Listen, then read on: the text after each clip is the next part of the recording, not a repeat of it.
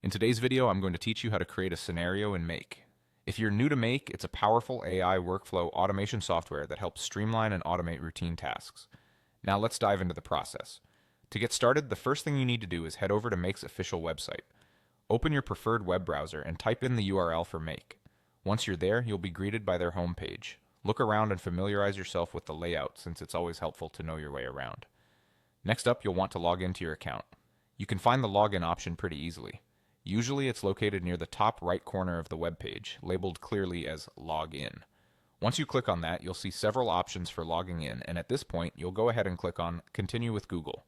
It's a handy option if you want to streamline the login process using your Google credentials. Once you've clicked that, you should see a list of Google accounts if you're already logged into Google. Choose the account you'd like to use, and if everything is synced correctly, you'll automatically be directed into your Make dashboard. Now this is where all the magic happens, and your journey in creating a scenario truly begins. On the dashboard, look for the option to create a new scenario. It should be straightforward and easy to spot, since this is your main gateway to building custom workflows.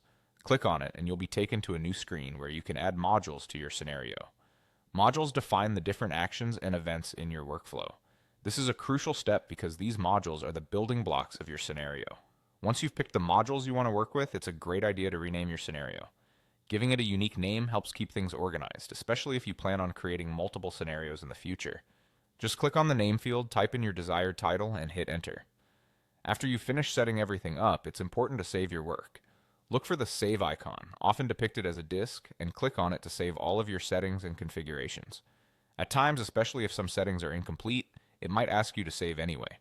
This step ensures that nothing gets lost and your scenario is ready for action. And there you have it. With your newly created scenario saved, your workflow automation is ready to go. Explore the different functionalities and don't hesitate to make adjustments as needed. That's all for today on creating a scenario in Make. Happy automating!